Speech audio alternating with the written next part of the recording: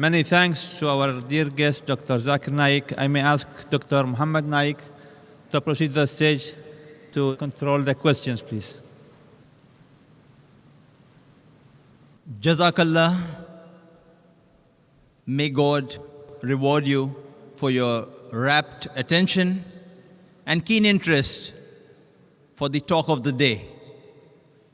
Now we would have the presumably more interesting session, a dialogue, an interaction, a cross-checking of the speaker for what he says, the question and answer session. To derive more benefit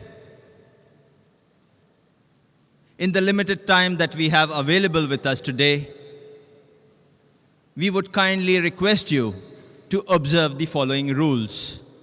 Your question to the speaker should be on the topic itself, similarities between Islam and Christianity.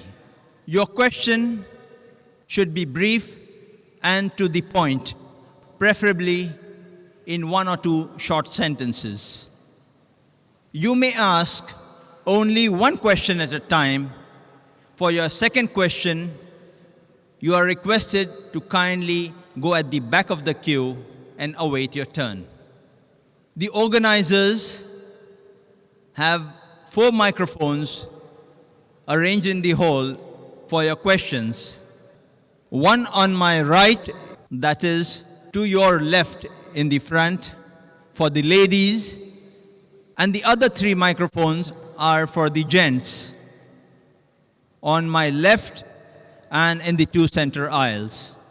You are kindly requested to queue up at the microphone for the open question and answer session if you wish to ask a question to the speaker.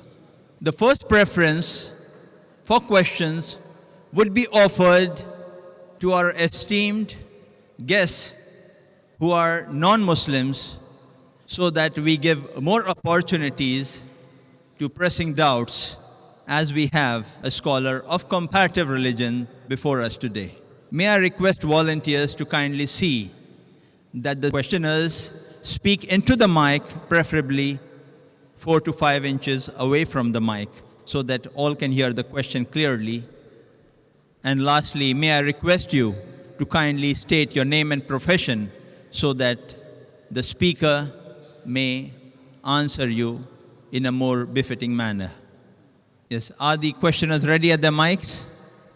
Dr. Zakir would be at this microphone. I would conduct the proceedings as the coordinator and host of the session from the seat on the left.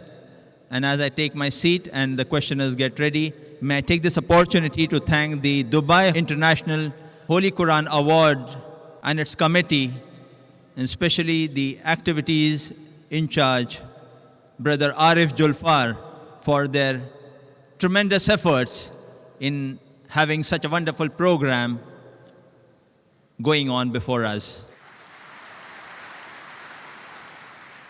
May we have the first question, as I leave the floor open for you to ask the questions to Dr. Zakir and he to respond to you.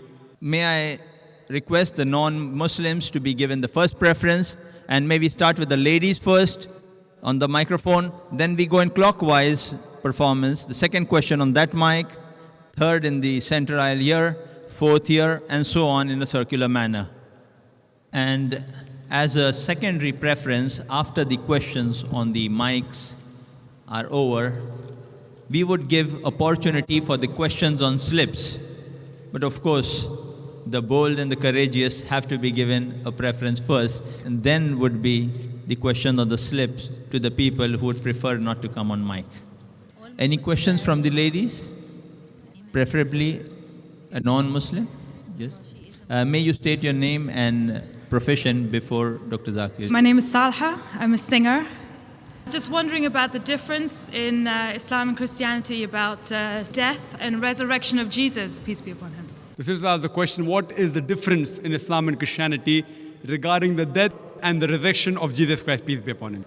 As I did mention a little bit in my speech, that in Islam, The Quran mentions in Surah Nisa, chapter number 4, verse number 158, that Allah subhanahu wa ta'ala, Almighty God, raised Jesus Christ, peace be upon him, alive. So we believe that Jesus Christ, peace be upon him, he did not die, he was raised up alive. The same thing if you read in the Bible. I've given a talk and had a debate that was Christ really crucified. And we believe that Jesus Christ, peace be upon him, he was not crucified. Even from the Bible I can prove that, but that requires time. So what we believe, that even the Bible does not mention that Jesus Christ, peace be upon him, died on the cross. But there's a difference in the reading of the common Christians. They said that Jesus Christ, peace be upon him, was crucified. For that you can see my debate, was Christ really crucified? As far as the second coming is concerned, we Muslims believe that Jesus Christ, peace be upon him, will come again on the face of the earth, which is also believed by the Christians. We believe he's going to come again. The reason we believe that Jesus Christ, peace be upon him, has been raised up alive is because he is the only messenger of Allah subhanahu wa ta'ala, of Almighty God, whose followers as a whole mistook that he claimed divinity. He's the only messenger.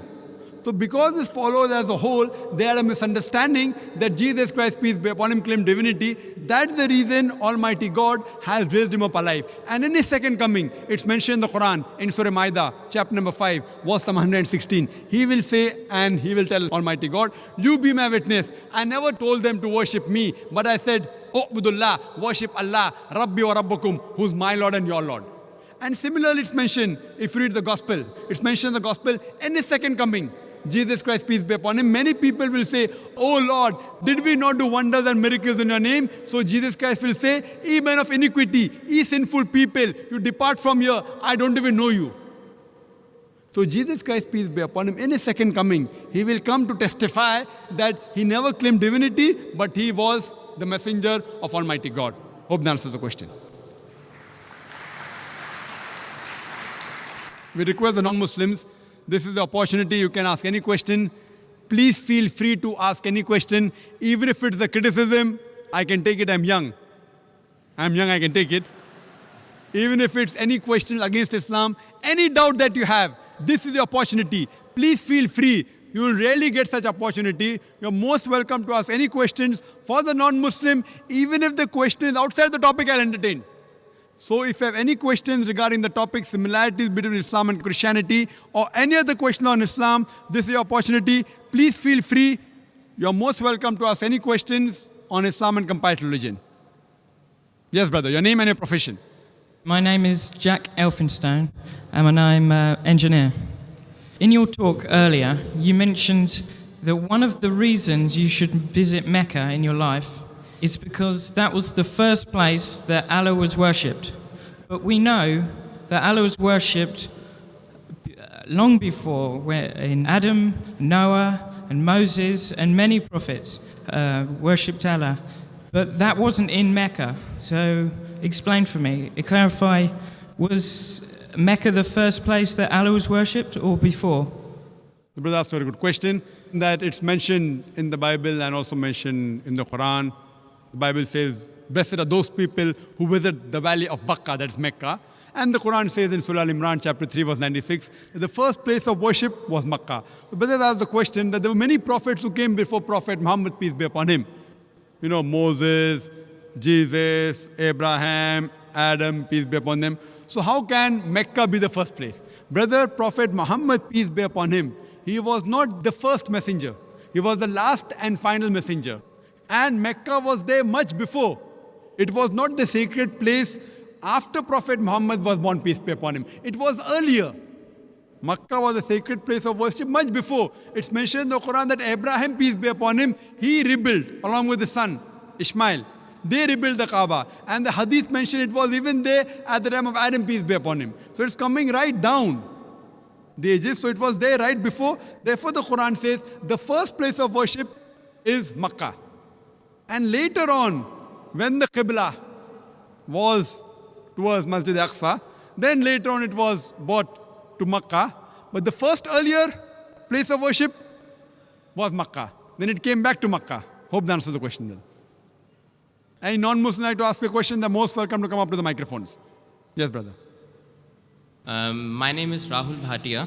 I'm an engineer by profession. I have a question. that has been in my mind for quite a while now. The Noble Quran says, let there be no compulsion in religion. That's point number one. And point number two is that the punishment for a Muslim who wants to come out of Islam, God forbid, is death punishment. According to me, this signifies a virtual compulsion in the mind that this is the punishment which will be given to me, so hence I cannot do it. And this kind of, I just need some clarification. I'm sure there is a clarification on this point. That's a very good question.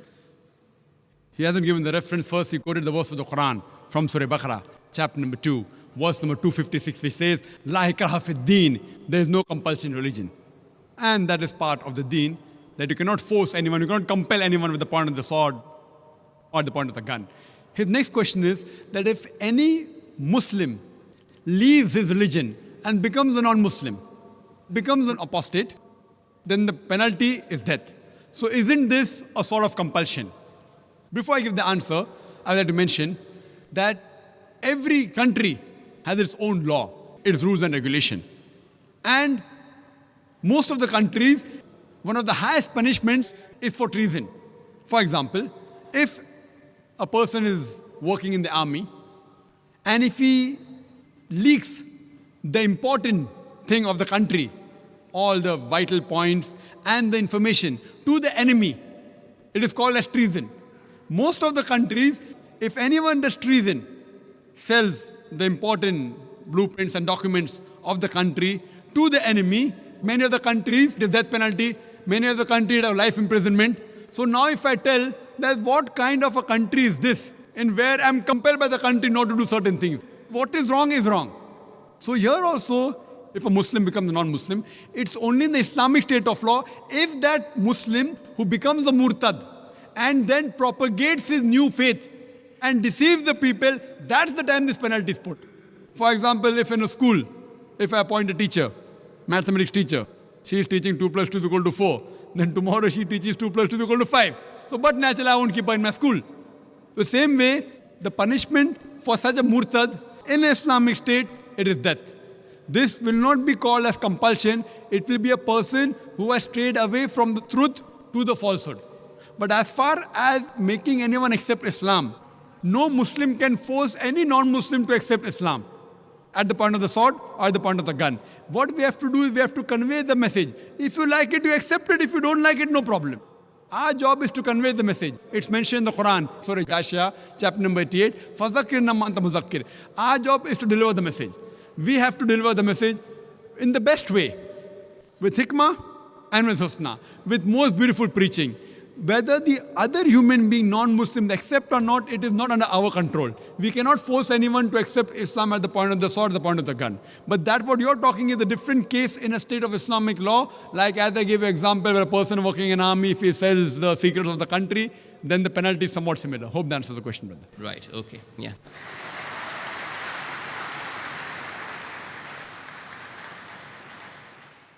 And may I again remind our audience, the non-Muslims would be given first preference, so much so that even if they have questions out of the topic, but very relevant to the comparative religion scholarship of Dr. Zakir and relevant for the needs of the time, we would permit those questions too from non-Muslims. Yes, sister.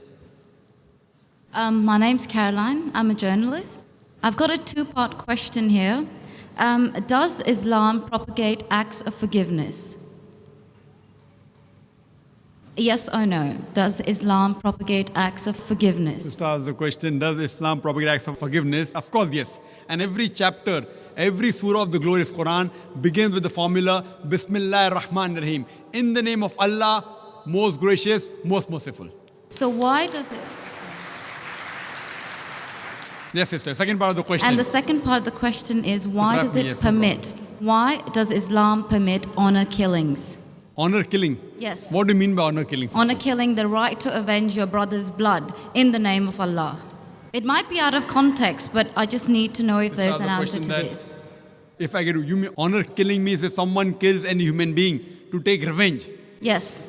That's what you mean. Yes, because I've read a few books, and a lot of the times people have said that they are allowed to kill their brother or to kill somebody else because their brother has been killed by another human being. This was also a very good question, that if Islam propagates act of forgiveness, why does it permit honor killing? Why does it permit? That's a very good question.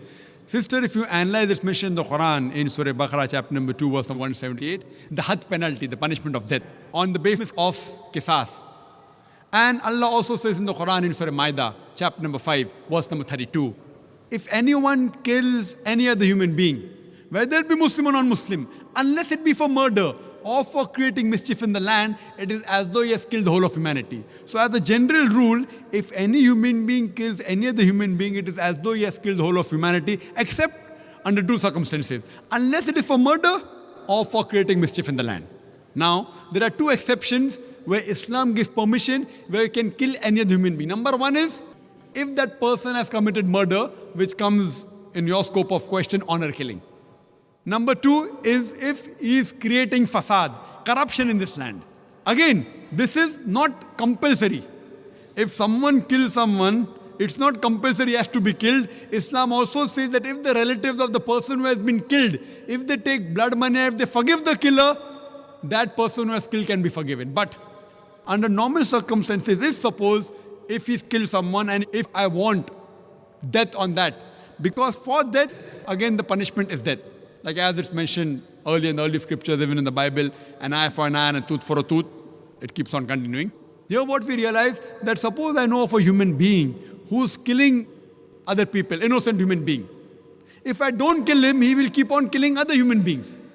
So that law is not only in Islam, it's the law of most of the countries. That if homicide is done, if someone has murdered someone, in many countries, he should be put to death or there's life imprisonment. Even in Islam, that if he's killed someone, if required, he can be killed. But the relatives of the person even can forgive the person, if they want. If they want, they can forgive the murderer. But if they want that he should be put to death, then he'll be put to death. And the second case where a person can be killed is if he's causing corruption in the land. For example, if someone is committing rape. Now rape is nothing but causing corruption in the land. So in this case, that person should be put to death. Because the sin is so heinous. It is such a big crime that there is no other punishment but death penalty. And I have asked this to many non-Muslims, that God forbid, if someone rapes your mother, and if you are made the judge, and the rapist is brought in front of you, what punishment will you give him? And 100% of the non-Muslims, they told me that we will put him to death. Some went to the extreme of saying we will torture him to death. So why these double standards? You know, in America, which happens to be one of the most advanced countries in the world, according to the FBI statistics, in 1990, every day on average, 1,756 cases of rape took place. According to 1996 statistics, US Department of Justice, every day 2,713 cases of rape took place. 1990, 1,756. 1996, 2,713. Maybe the Americans got more bold. That means every 32 seconds, one rape is taking place in America. We are here in this auditorium for the past about 3 hours. Already more than 300 rapes may have taken place in America. So Islam has a system of hijab, which I mentioned in my talk. That when a man looks at a woman, he should lower the gaze. The woman should follow the Islamic hijab, which I mentioned earlier. After that, if any man commits rape, he gets capital punishment. Even the American law says that 7 years rigorous imprisonment for a rapist, but most of the time he's let free. So when you ask even a non-Muslim, what punishment will you give? 100% say we'll put him to death. There was one American who was a smart aleck. In America, he told me, Brother Zakir, first I will give him 5 years rigorous imprisonment. I told him, do you know, according to the statistics of America, out of those that commit rape, after they imprison and after they're let free, more than 95% commit rape again. So if you want your daughter and your mother to be raped again, you're most welcome. I don't want that. So he said, if that's the case, in the first time itself, put him to death. So in such cases, where there's corruption of land like rape, etc., Islam gives permission, death penalty can even be given for that case. Hope that answers the question, sister. Yes, brother. Assalamu alaikum, sir. My name is Praveen Kumar, and I am a computer programmer by profession. First of all, I would like to thank you for delivering such a wonderful lecture. And my question is, From your presentation, it's very crystal clear that whatever the righteous path set in the Islam, it's also set in the Christianity. So why not a Muslim or a Christian take up both and take the good deeds in both the things and follow it? The brother asked a very good question and a very important question, and a chance to clarify my talk also. Asked a very good question. That if everything is good, I've talked about similarities in Islam and Christianity, everything is good, so why don't we take the good of the religion? That's what I've done. I've taken the good of Christianity, that is the Bible. I can give a talk, a longer talk, differences in Islam and Christianity, which I don't intend doing. There are many things which I don't agree with the Bible. Many things, because I don't consider the Bible as a whole to be the word of God. We believe in the Injil which was revealed to Jesus Christ, peace be upon him. But the present Bible is a corrupted form of the original revelation which was given to Jesus Christ, peace be upon him.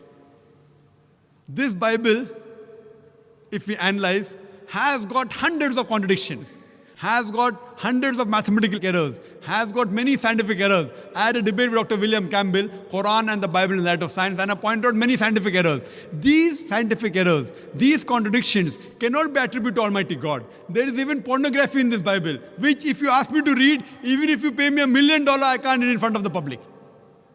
Pornography. Ezekiel chapter number 23, and I can quote the references, but I cannot read it. I cannot.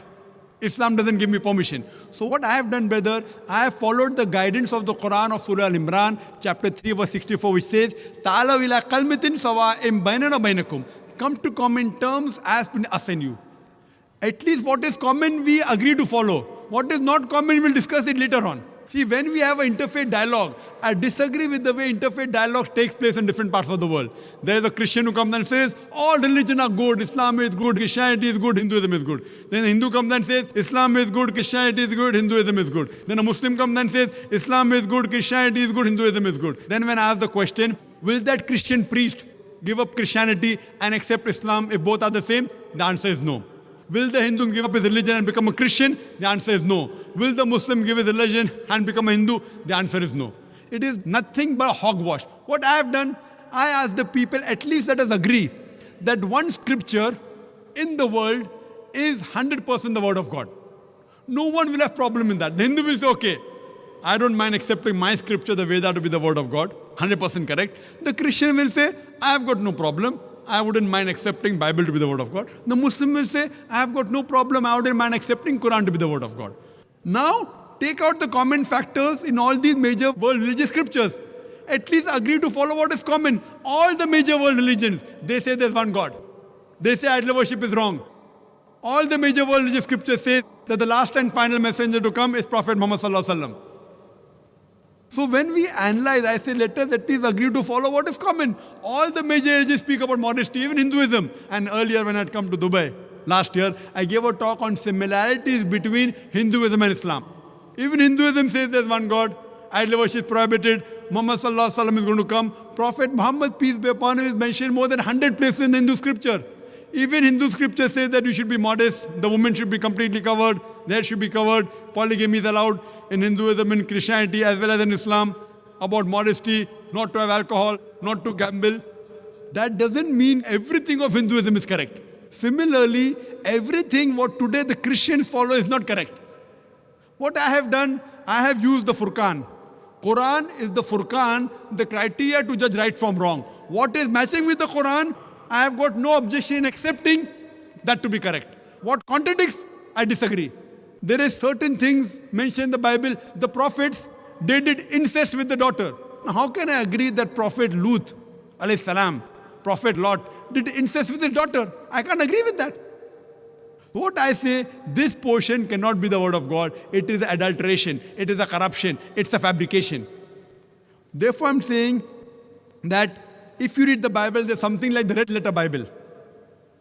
This is a red letter Bible. Red letter means all the words that Jesus Christ, peace be upon him, spoke are in red. And if you compile them, it will hardly be 2 columns of the newspaper. Very little, a small percentage. What I'm trying to tell, that at least let us agree to follow what is common. That doesn't mean I agree everything of the Bible. Because the today's Bible is not maintained in the original form. Why? Because all the previous scriptures, as I mentioned in my talk, were supposed to be meant for those people and for that time. Today, you have to follow the last and final message, that is the glorious Quran, and the last and final messenger, Prophet Muhammad, peace be upon him. Irrespective whether they're born in India, or Pakistan, or America, or UK, or UAE, or Saudi Arabia, you have to follow the last and final revelation, the Quran, and the last and final messenger, Prophet Muhammad, peace be upon him.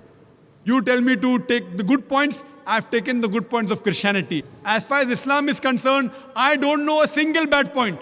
You point out to me, and I will give you the reply. I challenge anyone to point out a single verse of the Quran which is against humanity. Don't point out the Muslims. I'm not here to support the Muslims. I'm here talking about Islam. To understand Islam, don't look at the Muslims. Look at the Quran and the authentic hadith, the sayings of the Prophet. And I challenge anyone to point out a single statement in the Quran or the hadith which is against humanity. There may be certain statements you may feel is wrong because of lack of knowledge, not having the statistics of the world. But inshallah, if you think anything is wrong, you're most welcome to point out. And I will try and explain to you why this is there in Islam, the reason and the hikmah behind it. Hope that answers the question. Thank you, sir. The dialogue and cross questions continue. The next brother on the mic. Assalamu alaikum, Dr. Naik. My name is Nobi and I'm an engineer by profession. In the Bible, Isaiah chapter 53, it talks about a suffering servant. A servant who is suffering, who is oppressed, bruised, and who dies, who gives his life for sin of the people, of mankind. Could you please clarify who is the servant of God? Thank you. The brother has quoted a verse from the book of Isaiah saying that the messenger is going to come who's going to die for the sufferings, etc., for the others. And there are many Christians who try and assume that this is the prophecy of Jesus Christ, peace be upon him. I'm just telling you, assume.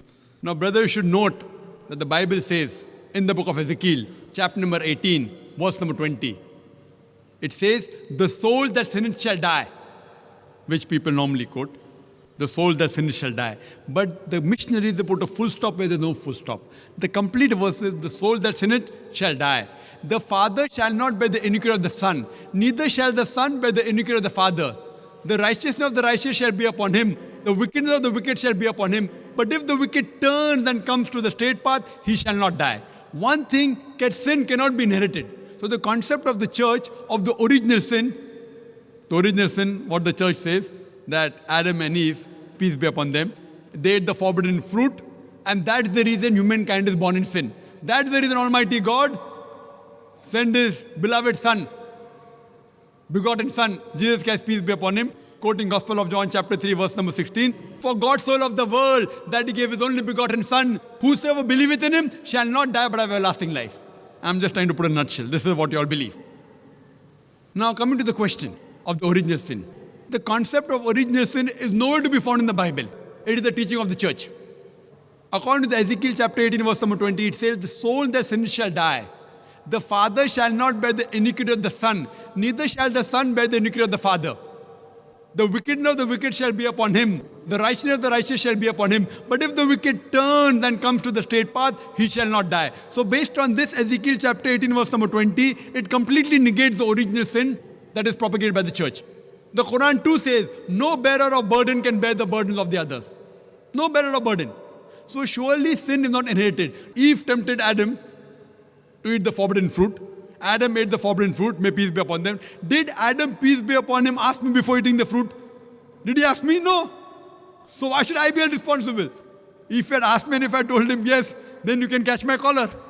Now Adam didn't ask me before eating the forbidden fruit, peace be upon him. So why should I be held responsible? How can God be so unjust? Allah says in the Quran in Surah Nisa chapter 4 verse number 40, Almighty God, Allah subhanahu wa ta'ala, is never unjust in the least degree. So sin is not inherited. So your concept of saying that this refers to Jesus Christ is totally wrong. And Jesus Christ, peace be upon him, that's the concept teaching of the church, that for God so loved the world that He gave His only begotten Son. See, son, if you analyze in the Bible, Almighty God has got sons by the tons. It says Abraham was the son of God, Ephraim was son of God, Isaiah was son of God. As many people that are led by the Spirit of God are sons of God. So Bible has got sons by the ton. But the Christians say that no, Jesus Christ, peace be upon him, not normal son, he's the begotten son. Gospel of John, chapter number 3, verse number 16. For God so loved the world that he gave his only begotten son. Whosoever believeth in him shall not die but have everlasting life. Now here if you analyze this word begotten son, according to the scholars of Christianity, if you refer to the Revised Standard Version, revised by Thayer's Christian scholars of the highest eminence, backed by 50 different corporate denominations, these Christian scholars say that this word begotten is interpolation, is a fabrication, is a concoction, and they threw it out of the Bible. So if you read the Revised Standard Version, this word begotten is not there. So we verily believe if son means a righteous person, then Jesus Christ, peace be upon him, surely was the Son of God. He was a righteous person, but he was not the begotten son. And this concept of inheriting sin is nowhere to be found in the Bible. It's the teaching of the church. In fact, Bible negates this concept. So surely what you're trying to indicate to me that this prophecy of Isaiah, it doesn't. Yes, messengers have come. Most of the messengers, they suffered. Whether it be Moses, peace be upon him, whether it be Jesus, peace be upon him, whether it be Prophet Muhammad sallallahu alaihi wasallam, peace be upon him. All the messengers, they suffered. And the hadith of the Prophet, that the maximum that were put to test among the human beings are the messengers of Allah. More difficult the test, the higher will be the reward. So all the messengers of God suffered. But to say that they suffered and they had the sin of all the humankind is nowhere to be found in the Bible. It is the teaching of the church and it's against the Bible as well as the Quran. Hope that answers the question, brother. Yes, sister. Eliana, non-Muslim, by qualification teacher. Thank you very much for very interesting lecture. I have one question. I find it immoral and vulgar for a Muslim to have more than one wife. What do you think about this? Actually, I know the roots of this, but I want to know your opinion about this. And I think if our religions, Christianity and Islam unites, I think that Muslims should have one wife. Sisters asked a very good question, very common question, very important question. She asked that she thinks, according to her, it is immoral for a Muslim to have more than one wife. And she's requesting me that if Christians and Muslims unite on this point, it will be very good. That's what I want to do. But we unite on what is the truth, not what is falsehood. Quran, sister, is the only religious scripture on the face of the earth which says marry only one. There's no scripture on the face of the earth. You read the Bible, you read the Ramayana, you read the Mahabharata, you read the Veda. No scripture except the Quran says marry only one. If you read the Hindu scriptures, Ramayana, the father of Sri Ram, King Dashrath, he had more than one wife. If you read Mahabharata, Sri Krishna, how many wives he had? 4, 10,000. He had 16,108 wives. If you read the Bible, Solomon had 700 wives. According to the Bible, Abraham had 3 wives. So according to the Bible, according to Judaism and Christianity, a man can have as many wives as he pleases. 4, 5, 10,000, no upper limit. Islam has put an upper limit. Quran says in Surah Nisa, chapter number 4, verse number 3, marry women of your choice in 2s, 3s or 4s. But if you can't do justice, marry only one. So according to Hinduism, according to Christianity, you can marry as many wives as you wish. 1, 5, 10, 20,000, 10,000, no upper limit. Islam says, marry women of your choice in 2s, 3s or 4s, but if you can't do justice, marry only one. So Islam says you can marry more than one only if you can do justice, otherwise you can't. And even if you can do justice, maximum 4. Now let's analyze what Quran says. Quran says in Surah Nisa, chapter 4, verse 129, it is difficult to be just between your wives, therefore do not turn away from them altogether. So many people have a misconception that in Islam, it is compulsory to have 4 wives. It's not compulsory. To marry more than one wife, sister, is optional. It's mubah. But if you marry more than one wife, and if you can't do justice, then you're in problem. Now let us understand what are the logical reasons, sister. I'll give the logical reasons, and then if you want, you can counter question. The logical reason why Islam gives permission for some people to have more than one wife. Now, by nature, if you analyze, male and female are born in equal proportion. But You ask any pediatrician, any medical doctor of the children, he will tell you that the female child can fight the germs and the diseases much better than the male child. So there are more male children dying as compared to female children. As life goes on, there is death due to cigarette smoking, death due to various other diseases, death due to alcoholism, death due to war, death due to accidents. There are more males dying as compared to female. Today in the world system, if you analyze, there are more females in the world as compared to males. There are more women as compared to men. Except in a few third world countries like India, where I come from, the female population is less than the male population. It is because of female feticide and female infanticide. If you stop this evil practice of female feticide and female infanticide, even in India, the population of the females will outnumber the male population. Today, according to statistics, in New York alone, there are more than 1 million females more than males. In USA alone, there are 7.8 million females more than males. In Germany alone, there are 5 million females more than males. In UK alone, there are 4 million females more than males. In Russia alone, there are 9 million females more than males. And God alone knows how many millions of females are more than males throughout the world. Suppose I agree with you hypothetically that one man should marry only one woman. And if my sister happens to live in America, and if the market is saturated, or if your sister happens to live in America, and if the market is saturated, every man has found a woman for himself. Yet there will be 7.8 million females who will not find life partners. The only option remaining for these 7.8 million females is that they either marry a man who already has a wife or become public property. People will say, public property? Zakir, such a harsh word. It is the most sophisticated word I can use. I can't use a better word than that. You either marry a man who already has a wife or become public property. There's no third option. So now if we analyze in USA, according to American statistics, a common American on average has 8 different sexual partners before he settles down with one.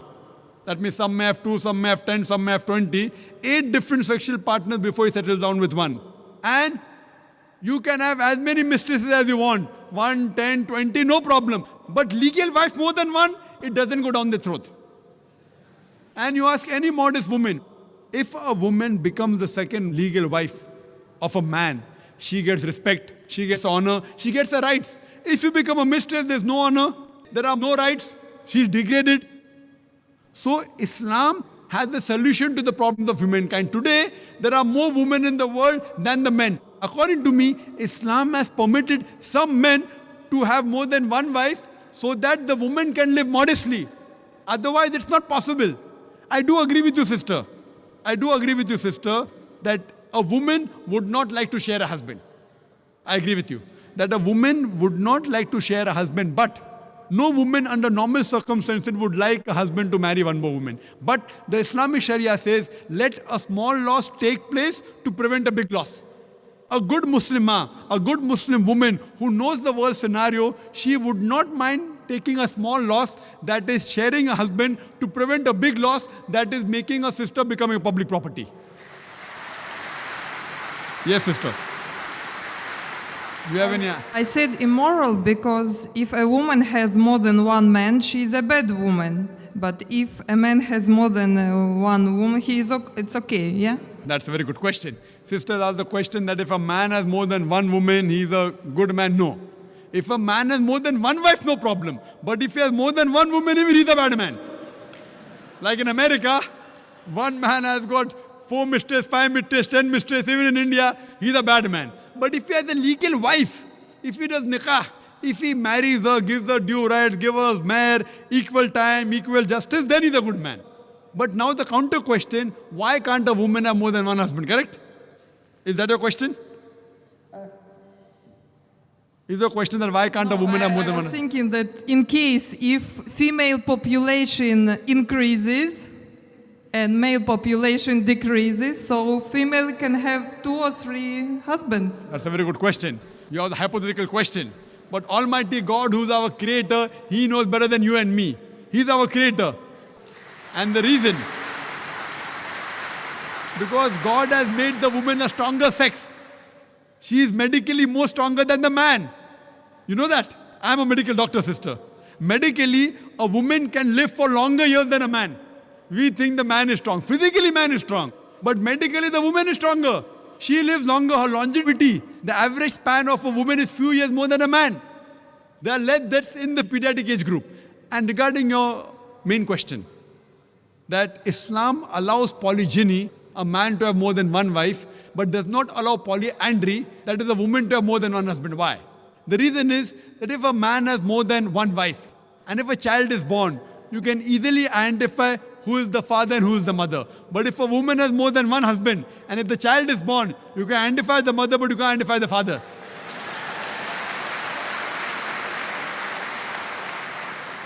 So if you go to admit your child in the school, what is the name of the father? You may have to give two names. Now we know that medical science is advanced. By DNA, genetic coding, we can come to know who the father, but that is now, not in the past. Islam is there since time immemorial. And this is not the only reason. Furthermore, there are various other reasons. Man is biologically more sexual as compared to the woman. Thirdly, a man can do the role of a multiple husband as compared to women doing a role of multiple wives. Because she undergoes menstrual cycle, there are various psychological changes which it will be difficult for her to do the role of multiple wives. And furthermore, today science tells us that if a man has more than one sexual partner, and if they're loyal to them, like if a man has more than one wife, more than one sexual partner, and if all of them are faithful to each other, the man does not, neither the woman develop any sexual transmitted disease. But if a woman has more than one sexual partner, if she has more than one husband, then the sexually transmitted disease will emerge. She will have that disease and she'll retransmit it back to the husband. So even medically, it is not good for a woman to have more than one sexual partner. Hope that answers the question.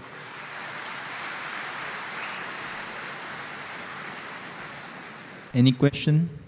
Good evening, Dr. Zakir. And my name is Beryl D'Souza. I'm from Bombay. Tonight, I must thank you for the wonderful lecture. And I must tell you that I used to see you on the television and follow your lectures ever since the past some years when I was in college. Tonight I would like to ask you a question.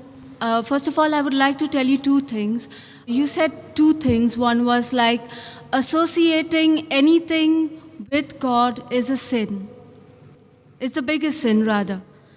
The second thing you said, that the form of prayer is that the Muslims follow, is that you put your forehead down and it humbles yourself. Now, myself being from Bombay, I would, because this is something I've noticed there, and I would also like to know clearly what is the concept about the dargahs that people go to and the people follow.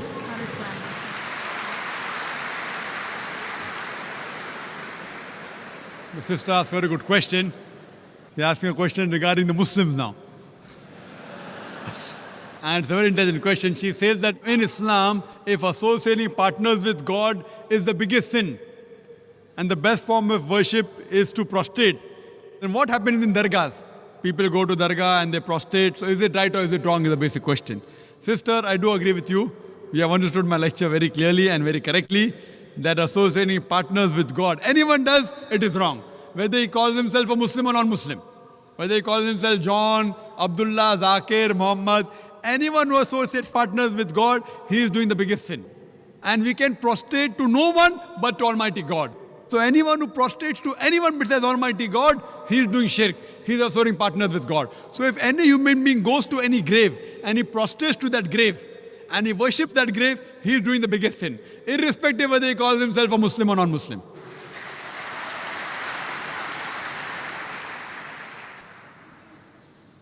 Does the sister have a connected question? So, okay, if you would give me the opportunity, I would further like to ask you. So, basically, I've seen, like you said, anybody, okay, be it Muslim or Christian or Hindu, whoever does that. Now, if I tell you, from what I have seen and known, is like a huge percentage, okay, they are the people, I could call them the Muslims. They go to the dargahs. Then what would you have to say about it? See, as far as the Arabic word Muslim is concerned, a true Muslim is a person who submits his will to God. A true Muslim will never bow down to any grave. I am aware, sister, I wouldn't say that you're wrong, you're right, that there is quite a large quantity of so-called Muslims who bow down to these graves, what do I have to say? I feel they are doing wrong, they are doing shirk, they have to change. And that's what in my talks I even tell them, that if you want to go to a grave, the Prophet said that you can go to a grave, it reminds you of your akhirah, that one day you have to die. So when you go to a grave, you can pray for the person, but you can't pray to him. You can pray for him, that may Allah give him Jannat-e-Firdaus, may He forgive his sins, etc. But you can't pray to him. Prayers should only be to Allah subhanahu wa ta'ala. Iyaka na'budu wa iyaka nasta'in. They alone we worship, they alone we ask for help. So my talks are even targeted to these Muslims, and I tell them also that I have given other talks, that you should not worship, you should not prostrate to graves. This is wrong, it's a big sin. And alhamdulillah, summa alhamdulillah, since you are from Bombay, I am also from Bombay, there are thousands of youngsters, mashallah, after my talk, who have stopped worshipping graves. Alhamdulillah. Hope that answers the question. Yes, brother. My name is Lee. I'm a student. My question is that earlier you mentioned that Jesus is also a Muslim because he submits to the will of God. And this is regardless of the fact that he drank alcohol, he didn't pray 5 times a day. You know, the only action he did was submit to the will of God. So, given that thinking, that logic, wouldn't that mean that any person of the book, Christian or Jew, is in fact a Muslim, as long as they agree to submit to the will of God? Whether if I understood your question correctly, you said any person, whether Christian or Jew, etc., who submits the will to God is a Muslim. Yeah, as you said about Jesus, you said Jesus is a Muslim Right. for that reason. But brother, I do agree with you. Anyone who submits the will to God in Arabic, you call him a Muslim. But you should first know what has God commanded us. If you think something else, if you read a scripture which is not the word of God and start thinking or submitting a will to God by following a scripture which is not the word of God, then you are not a true Muslim. So first you have to identify what has God commanded us. And if you do a comparative study of all the scriptures of the various world religions, you will find out, if you use the test of science, logic, etc., the only scripture that passes the test is the last and final testament. If there's something like Old Testament and New Testament, the Quran is the last testament. So, if you want to truly submit your will to God, first you have to find out who is this true God, what has He commanded us, and after that you have to submit your will. So therefore, when I say a true Muslim is a person who follows the commandments of Almighty God. Now Jesus Christ, peace be upon Him, was a messenger of God. He directly got revelation from God. So surely he followed the will of Almighty God. So today also, if a Christian, supposedly, what the talk is based on, that at least let us agree to follow what is common in your scripture and my scripture. Suppose you will say Bible is the word of God, I am saying Quran is the word of God. So let us agree to follow what is common. What is different, keep it aside. So your Bible says believe in one God. So if you believe in Trinity, you are going against the Bible. The word Trinity does not exist in the Bible, but it is there in the Quran. Quran says in Surah Nisa chapter 4, 171, Wala taqulu salasa, don't say Trinity. So if you believe in Trinity, you are going against the Bible. For the Bible says that you should not do idol worship. Bible says you have to believe in the last and final messenger. Jesus Christ, peace be upon Him, said in the Gospel of John, chapter number 16, verse number 12 to 14, I have many things to say unto you, but ye cannot bear them now. For He, when the Spirit of truth shall come, He shall guide you unto all truth. He shall not speak of Himself. All that ye hear shall He speak. He shall show you things to come. He shall glorify me. So if you are a true follower of the Bible, you have to follow in the last and final messenger, Prophet Muhammad, peace be upon him. That means you have to follow the Quran and the sayings of the Prophet. So if you follow the Quran and the sayings of the Prophet, you become a Muslim. So my talk is based on, let us agree to follow what is common. Differences, as I told earlier, I can give a talk on hundreds of contradictions in the Bible, which I don't intend doing. There was a person who wrote a book in USA, Dr. William Campbell, that there are 30 scientific errors in the Quran. I went to Chicago and had a debate, and I clarified all his misconception. And when I pointed out 38 scientific errors in the Bible, he could not reply to any. So I cannot attribute these errors to Almighty God. So first I have to identify which is the book of God, and then follow it. So even if you agree for sake of argument that Bible is the word of God, even then you have to follow the last and final messenger, Prophet Muhammad, peace be upon him. So let us agree what is common in both the scriptures, and let us agree at least implement of that today and come to common terms. Hope that answers the question. Yes, brother. Good evening, Doctor. My name is Daniel. I'm a student. The 54th verse of the 7th chapter of the Quran says that Allah created the earth, the heavens and the earth in 6 days. And the 42nd chapter, verses 9 to 12, clearly state that Allah created earth and heaven as it is today in 8 days. What is your reply to that? The brother asked a question asked by Christian missionaries against the Quran. And there are several places in the Quran where it says Allah has created the heavens and the earth in 6 days. What the brother is referring, chapter number 41, verse number 9 to 12. He is saying that the Quran says that the heavens and the earth was created in 8 days. The word 8 is not there in the Quran. What it says, I'll tell you. The Quran says that Allah subhanahu wa ta'ala is the one who has created the heavens and the earth. And all those who differ, there are people who are bound to differ, are the ones who do shirk. And the verse continues, Almighty God created the earth in 2 days, and Almighty God created the sustenance on the earth, the mountains, everything else, in 4 days. And verse number 11 of chapter number 41, Summa. Most of the translations say after. It means various other things. Then Almighty God created the heavens in 2 days.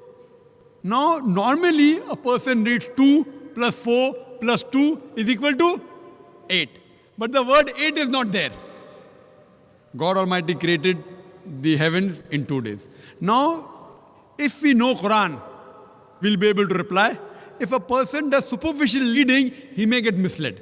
And Quran says, those people who try to mislead the people with this verse are those who associate partners with God. So Almighty God knows that people will use these verses of the Quran to mislead the people.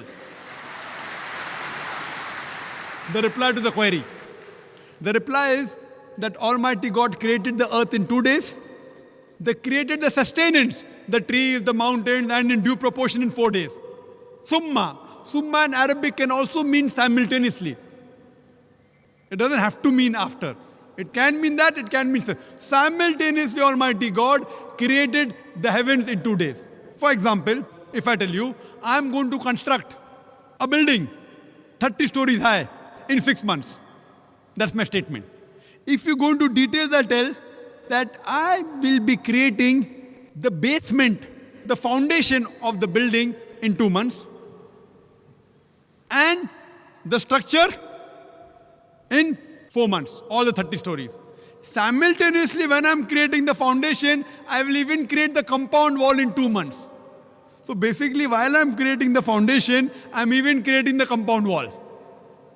That doesn't mean it is 2 plus 4 plus 2, 8 months. It is while I'm creating the foundation, simultaneously I'm even creating the compound wall. So actually my building will be constructed in 6 months, not 8 months. So similarly, when Allah says, when He created the earth, He even created the heavens. So the 2 days of the earth, simultaneously Allah created the heaven.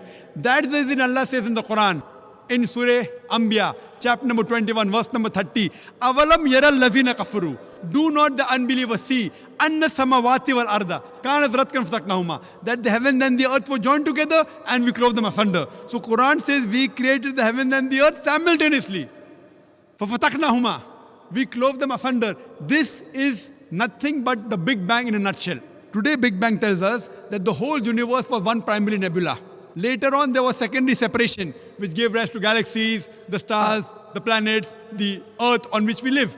So, based on Big Bang, science even doesn't disagree with the Quran. That when the heaven was being created, the earth was being created simultaneously. So, the first 2 days and the last 2 days are simultaneously. So, there's no contradiction. It's a contradistinction. Contradistinction means giving other facets of the thing. It is not contradiction. Contradiction means two things with the opposite. Contradistinction means telling you other qualities. For example, if I say that you are very honest, tomorrow I tell you are very kind. It's not contradiction. It's a contradistinction. You are honest also and you are kind also. But tomorrow if I say they are dishonest, then there's a contradiction.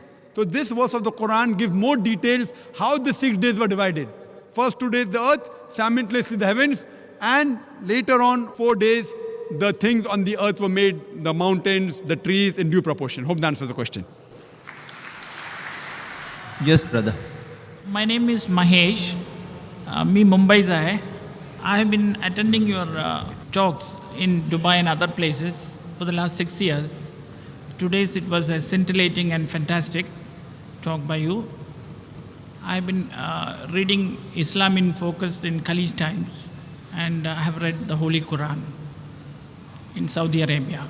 Could you please elucidate on what is taqwa and about Surah Al-Fatiha? Brother, mashallah, Brother Mahesh, he's from Bombay, the same town where I come from.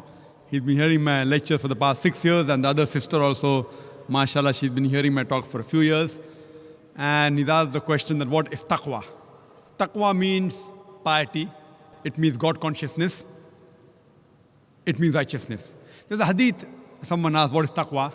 It is like when you're going in a forest which has got thorns, etc., and you're afraid that your garment may get stuck in the thorns. So how carefully you pick up your garment and walk through these plants and trees of thorns, that is taqwa. So basically it is God consciousness. It is piety. It is righteousness. So this is what is taqwa in short. And I would like to invite you that since you have been watching and hearing my talks since the past 6 years, and the other sisters past few years, we live in the same city, Bombay, I would like to welcome you to the fold of the Din al-Haq, the religion of truth. And I pray to Allah subhanahu wa ta'ala to give you hidayah. And inshallah, I pray to Allah to give you hidayah. And inshallah, you also have the true taqwa. That's the God consciousness and piety. Hope that answers the question. Yes, brother. When you quote the Bible, you take a very literal sense of what the teachings of the Bible are. And for the past 500 years, we've taken it more as parables and stories that it shouldn't be taken literally, but for the actual meanings behind it. And then my question is there anything like a movement in that in Islam where instead of taking a literal sense, it's just taking the morals behind what the Quran has to say? The brother asked the question that I have quoted the Bible and I take everything literally, but since the past few hundred years, there are parables. There are even parables in the Quran. There are parables in the Quran. But if the Quran says something literally, many a times you can understand that one word may have various meanings. If a word has got 5-6 meanings, either all the 5-6 meanings are correct or maybe you have to take one meaning only. But that does not mean the Quran says something else and you take the opposite meaning. There are parables in the Quran also. Many parables in the Quran. But that doesn't mean it literally goes against the Quran. So what the Quran says and the Bible says, if the original Injil, the revelation which was given to Jesus Christ, peace be upon him, it was sent as a guidance. So what is mentioned, you have to follow it. Yes, there may be certain times that there may be other meanings which may also be right. But that does not mean what is the normal meaning that should not be taken. Yes, brother. Like, for example, you were quoting Leviticus about the clothing in Christianity. But in the later teachings, Jesus talks about just being modest and be modest for yourself. And so that a Christian would take not the literal meaning of you need to cover up, you need to not have the loose clothing, but just say that in modern society, it's a different idea, that modesty isn't the same. Very good. See, I really like your question. If you ask me a question, and I will clarify you, I'll try my level best. The brother has given an example that when I talk about Leviticus, I didn't quote Leviticus, I quoted Deuteronomy chapter number 22, verse number 5, etc., which talks about modesty, 1 Timothy chapter number 2, verse number 9, even 1 Corinthians chapter number 11, verse 5 to 7, modesty. What now brothers trying to tell me that what Jesus Christ, peace be upon him, told that you have to be modest. But what he meant was not literally about the clothes, but just modest in society. That is your understanding of the Bible. Let's see what Jesus Christ, peace be upon him, said. Jesus Christ, peace be upon him, said in the Gospel of Matthew, chapter number 5, verse number 17 to 20, think not that I have come to destroy the law of the prophets. I have come not to destroy, but to fulfill. Until the heaven and the earth pass away, not one jot or tittle shall pass away from the law until all be fulfilled. And whosoever shall break one of the least commandments and teach men to do so shall be called least in the kingdom of heaven. And whosoever shall keep the commandments and teach the same shall be called great in the kingdom of heaven. Unless your righteousness exceeds the righteousness of the scribes and the Pharisees, in no way shall you enter the kingdom of heaven. This is a verbatim quotation from King James Version. I'm speaking from my head. It's a verbatim quotation from King James Version, Gospel of Matthew, chapter number 5, verse number 17 to 20. So Jesus Christ says that even if you break one jot or tittle from the law, from the Old Testament, you shall not enter the kingdom of heaven. So when the Old Testament says the woman shall not wear clothes that which pertain to a man, and a man shall not wear clothes that which pertain to woman. Now tell me, Brother Zakir, that's the literal sense. Now the society is changing. So Jesus Christ said, peace be upon him, if you break one law, jot or tittle, you shall not enter Jannah. Now do you mean to say that Jesus Christ, peace be upon him, came to misguide us? Not at all. He clearly said that until the heaven and the earth pass away, not one jot or tittle shall pass away until all be fulfilled. Then later on the teaching of Paul, St. Paul, who is the self-appointed apostle of Jesus Christ, peace be upon him, he tells us that see, the law is nailed to the cross. That is his teaching. It's not the teaching of Jesus Christ, peace be upon him. Who do you believe? In Jesus Christ, peace be upon him, or St. Paul? So Jesus Christ, peace be upon him, said that unless your righteousness exceeds the righteousness of the scribes and the Pharisees, unless you are better than the Jews, you shall not enter Jannah. That means everything what is mentioned in the Old Testament, not to have pork, you have to be modest, has to be followed. That's the reason if you go, the nuns, they are dressed up like the Muslimah. Have you seen the photograph of Mother Mary? She is completely covered. Her head is covered. Up to the wrist, up to the ankle. I am sure in future you may have, God knows, Mother Mary may be wearing skirts. That is a later development. But the true photographs, if you analyze, same thing with the nuns. The nuns are properly covered. Why? So in Islam, every Muslimah is a nun. Every Muslimah, in terms of piety, she has to be pious, she has to be modest. So what I'm telling that if Christian means a person who follows the teachings of Jesus Christ, peace be upon him, then we Muslims are more Christian than the Christian themselves. Yes, brother. Well, how the question was supposed to be about how modern societies interprets these religions and incorporates them into our, society. So if we're interpreting them not as a literal sense, we're going to listen, like the scripture you quoted.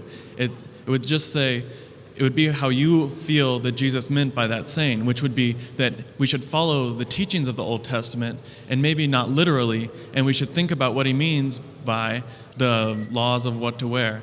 So when he says follow all this or you can't go to heaven, modern person after the Reformation would think would be that it's what he interprets it as. Brother, if I agree with you that in every modern age we try and reinterpret, then what is the use of the Bible? What is the use of the Quran? If you're going to reinterpret, keep on reinterpreting into modern age and what the modern society believes, you're going to put the Bible into that shell. So what is the use of the Bible then? Why do you require the Bible? Why do you require? What you can say that if science and technology advance, you can understand the Bible better, understand the Quran better, I've got no objection. But if you tell me depending how the modern society behaves, you have to reinterpret the Quran or the Bible, it is totally nonsense. God is our creator. He knows what is best for us. Do you mean to say that God did not know? You are limiting God.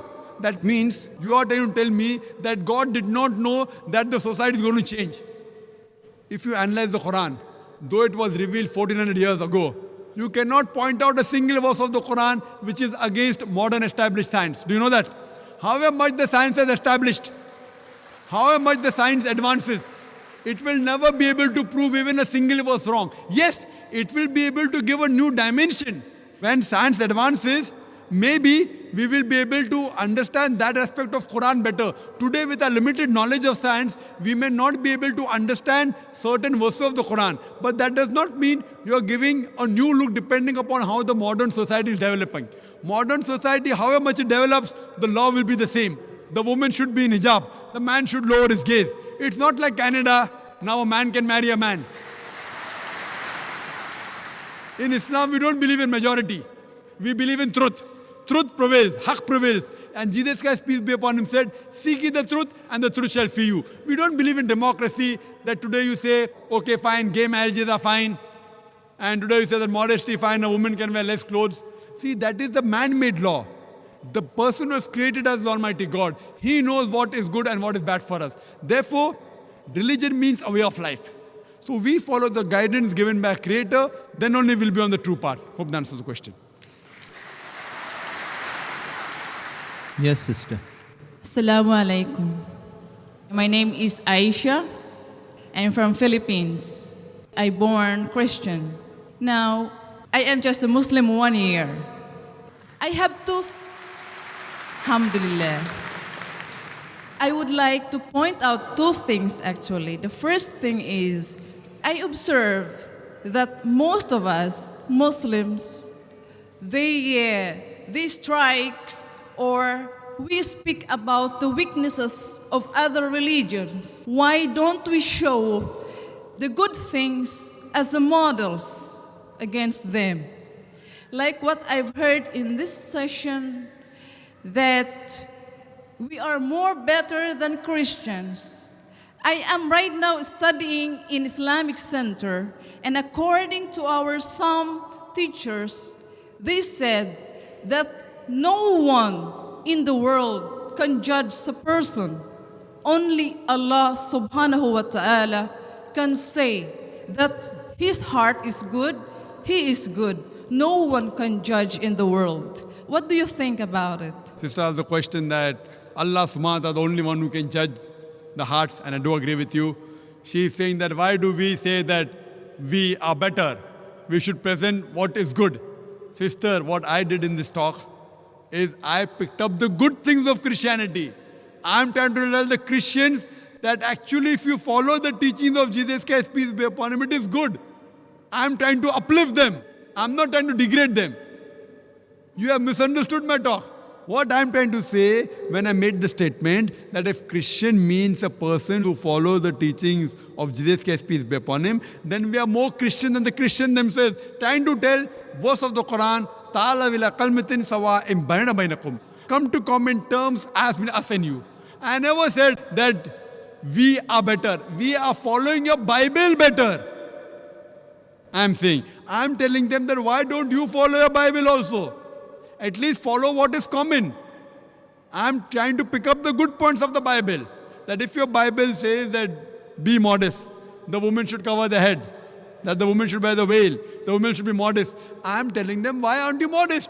Where am I trying to prove that we are better than them? I'm trying to say that at least let us agree to follow what is common. Again, this is not my technique. It is what our Creator Allah has told us. It is not my style. Allah is telling me to do this. If you say it is wrong, then you are telling Allah is wrong. Allah says in Surah Al-Imran chapter 3 verse 64, Ta'ala wila qalmitin sawa imbayna bainakum. Come to common terms as between us and you. Which is the first term? Allah na'budu illallah. That we worship none but Allah. So we have to convey the message to the non-Muslims that come to common terms, and the best term is that worship only one God. Hope that answers the question. Yes, brother. Good evening, Doctor. I'm Rob from Philippines. I just want to be clarified about the role of Ismail, the son of Abraham, in Islam. Well, the question that what is the role of Ismail, may peace be upon him, in Islam. We believe that Ismail, peace be upon him, was the son of Abraham. He's not only mentioned in the Quran, he's even mentioned in the Bible. The Bible and the Quran, it does mention that Abraham, peace be upon him, he had two wives, Sarah and Hajra. And even in the Bible, it's mentioned that the wife, same thing in the Quran. So Isaac, peace be upon him, Ishaq, is the son of Sarah, peace be upon her. And Ishmael is the son born from Hajra, peace be upon her. So both of them were sons of Prophet Abraham, peace be upon him, and both are prophets of God. We have to respect and love both of them. Hope that answers the question. Yes, brother. Assalamu alaikum. My question is kind of related to the one the sister started asking, and the other one who commented on picking good things in religions. See, I believe Islam is part of this continuous chain of religions. Like if we're talking about Judaism, Christianity, and Islam, in order to be a Muslim, you have to believe first in Judaism and Christianity. My question is, like the similarities and the crucifixion of the Christ, like, let me say the Islamic story about the crucifixion of the Christ, in other words. And I believe that it's, once this issue is clarified, we'll have no more major differences, like gaps will just turn off. The brother asked the question, he has posed two parts of the question, that a Muslim can only be a Muslim first if he believes in Judaism and Christianity and then Islam, which I disagree, brother. Allah says in the Quran in Surah Al-Imran, chapter number 3, verse number 19, Inna dina indallah al-Islam. The only religion acceptable in the sight of Allah is Islam. So what Moses, peace be upon him, preached was nothing but Islam. He never preached Judaism. What Jesus Christ, peace be upon him, preached was nothing but Islam. He never preached Christianity. The word Christianity doesn't exist in the Bible. Do you know that? The word Christianity doesn't exist in the Bible. The first time the word Christian is used in the book of Acts. In the book of Acts it says that the people of Antioch, they called the followers of Jesus Christ as Christians. It was a nickname given by the people of Antioch. Jesus Christ, peace be upon him, never heard the word Christian in his life. Do you know that? So where did he teach Christianity? So for you to say a Muslim should first follow Judaism, Christianity, then Islam is totally wrong. Inna dina indallah al-Islam. The only religion acceptable in the sight of Allah is Islam. What all the messengers preached is nothing but Islam. These, what you find, the Bible and the other books, they are the corrupted form of the original revelations. Now coming to your question, that what is the Islamic version of crucifixion? What Islam has to say about crucifixion? Quran says in Surah Nisa, chapter number 4, verse number 157, that they said in boast that we killed Jesus, the son of Mary, the Jews. They said in boast, we killed Jesus, son of Mary. وَمَا قَتُلُوا وَمَا صَلُبُوا. They killed him not, neither did they crucify him. وَلَكِنْ شُبِّهَ لَهُمْ. It was only made to appear so. And all those who differ are full of doubts. إِلَّا اتِّبَاعَ الظَّنِّ. With only conjecture to follow. وَمَا قَتَلُوا يَقِينًا. For a surety, they killed him not. So according to the Quran, the Jews said in boast that we killed Jesus Christ, peace be upon him. But they killed him not, neither did they crucify him. It was only made to appear so. And all those who differ are full of doubts, with only conjectures to follow. For a surety they killed him not. So according to the Quran, we believe that Jesus Christ, peace be upon him, he was not crucified. It was only made to appear so. And I've had a debate on, was Christ really crucified? Crucifixion means a person should die on the cross. And in my debate, I've proved that Jesus Christ, peace be upon him, he did not die on the cross. So we don't have an English term for a person who's put on the cross but does not die. So the new word that we can coin is crucifixion. F-I-C-T-I-O-N, fiction, not fiction, not F-I-X-I-O-N. So what we believe, that it was a crucifixion. C-R-U-C-I-F-I-C-T-I-O-N, but it was not crucifixion, F-I-X-I-O-N. Because I proved in my talk that he did not die on the cross. To cut it short, to make the Christians realize, in one nutshell, how to prove that Jesus Christ, peace be upon him, did not die on the cross. He was not crucified. When Jesus Christ, peace be upon him, was asked by the people that, "Oh Master, show us some signs." So he replies in the Gospel of Matthew, chapter number 12, verse number 38, he says, "You evil and adulterous generation, you ask me for a sign. No sign shall be given except the sign of Jonah. For as Jonah was 3 days and 3 nights in the belly of the whale, so shall the Son of Man be 3 days and 3 nights in the heart of the earth." Now, anyone who's a Christian, he knows the sign of Jonah, he has to go to the book of Jonah. It is only one page, only 2 sides. And when you ask any Christian about the sign of Jonah, they will tell us that Jonah was asked by Almighty God to go to Nineveh to deliver the message, but he runs away from the commandment and goes to Joppa. So here, while he's traveling in the ship, there's a storm. So it was a thinking at that time that the storm is due to a person has not obeyed to the commandment of his Lord. So they draw lots. So Jonah, peace be upon him, he volunteers and says, "I have run away from the commandment." At that time, it was a thinking that if they throw the person overboard in the sea would become calm. So they take Jonah and they throw him overboard. Now when they throw Jonah overboard, was he dead or alive? Was he dead or alive? He was alive. When he goes in the sea, normally in a raging sea, in a storm, a human being ought to die. But Jonah does not die. Peace be upon him. He is alive. A fish comes and gobbles him up. When the fish gobbles him up, was Jonah dead or alive? He was alive. If he dies, it's not a miracle. He is alive, it's a miracle. 3 days and 3 nights, the fish takes him around the ocean. The man ought to die because of suffocation. He does not die. It's a miracle. The fish vomits him out on the shore. He ought to die. He does not die. It's a miracle of a miracle of a miracle of a miracle. He's thrown overboard. He does not die. A fish comes and gobbles him up. He does not die. 3 days and 3 nights, he roams in the belly of the fish. He does not die. He's vomited out. He does not die. A miracle of a miracle of a miracle. So Jesus Christ, peace be upon him, said that as Jonah was 3 days and 3 nights in the belly of the whale, so shall the Son of Man be 3 days and 3 nights in the heart of the earth. Now when you ask a Christian, Jesus Christ, peace be upon him, in the sepulchre, in his grave, for 3 days and 3 nights, was he dead or alive? Was he dead or alive? The Christians tell us he was dead. But then there's a contradiction. For him to fulfill the prophecy of the sign of Jonah, he has to be alive. So only on this one prophecy, there are various ways I can prove he wasn't crucified. It proves that Jesus Christ, peace be upon him, did not die on the cross. He was alive. So based on this, we can prove from the Bible that Jesus Christ, peace be upon him, he did not die on the cross. Jesus Christ, peace be upon him, puts all his eggs in one basket. He says, no sign shall be given except the sign of Jonah. For as Jonah was 3 days and 3 nights in the belly of the whale, so shall the Son of Man be 3 days and 3 nights in the heart of the earth. And further, if you analyze, even 3 days and 3 nights, it is not fulfilled. Because on Friday he's put on the cross. So before Saturday comes, he's put down. He's in the grave. When? When he's put in the grave? He's put on Friday night. He's there on Saturday full day. Saturday night. Sunday morning he's out. So it's 2 nights and 1 day. So even the prophecy of 3 days and 3 nights is not fulfilled. But surely if he has to fulfill the other way, like Jonah, he has to be alive.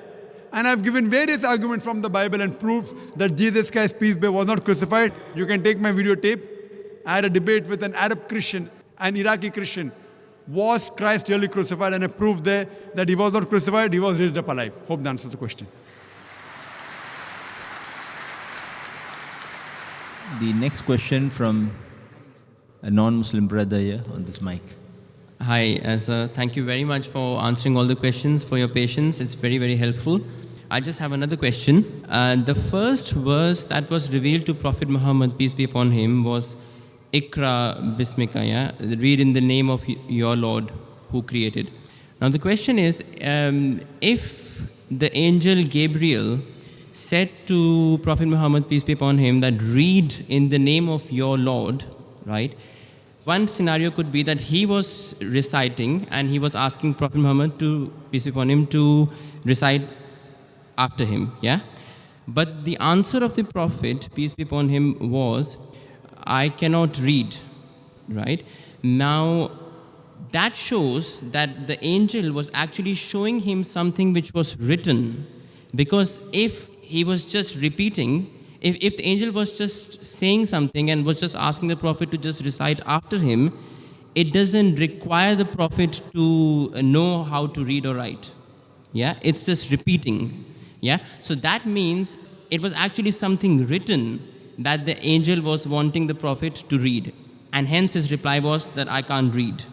Yeah, so, but we know that the Quran was not written, it was later that it was compiled into a form of a book. But the first sentence kind of suggests that there was something written at the first place. So what do you suggest in this? That was the question, that when the first word was revealed, Ikra, the Prophet said, Ma ana biqari, I am not learned, I cannot read. So he's assuming that that means something written was shown. It's not a must. For example, if there's a person here, even if I tell him that read, even if I don't show him something, he will say that I'm illiterate or I cannot read. It's not necessary I have to show him something. Fine? It may be, it may not be. It's not a must. when I'm asking someone to do something, that I have to show something. I can just say, why don't you read? It's not much that I should show him something. So if a person who cannot read may voluntarily come and say that I cannot read. It's not necessary to tell you, okay, show me what to read. Oh, this thing. No, this thing I can't read. So even if you don't show me when I cannot read, so what's the use of you showing me that thing? If someone tells me read Japanese, I'll say I cannot read. I'll not say, okay, where is it? Show me where is Japanese. If you tell me, Brother Zaki, read Japanese, I'll say, what to read? Show me Japanese. I'll say I cannot read Japanese. Correct? Do you get it? Now we would even start the session of one slip and one question on the mic. The next question, there's a question from Brother Rajesh. He says, Quran is a holy book from Allah and it has been written by Allah Himself. If Bible matches a lot with the Quran, then who is the writer of the Bible? There is a connected question about the similar topic. This is from Mrs. Khan. My staff questions me that since the Bible came first, the Quran is taken from there rather than copied in certain aspects. Please help to clarify this.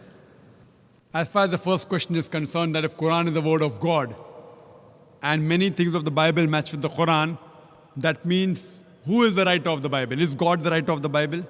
We agree that Quran is the word of God. Now, whatever matches with the Quran, that portion we do not mind as accepting to be the word of God.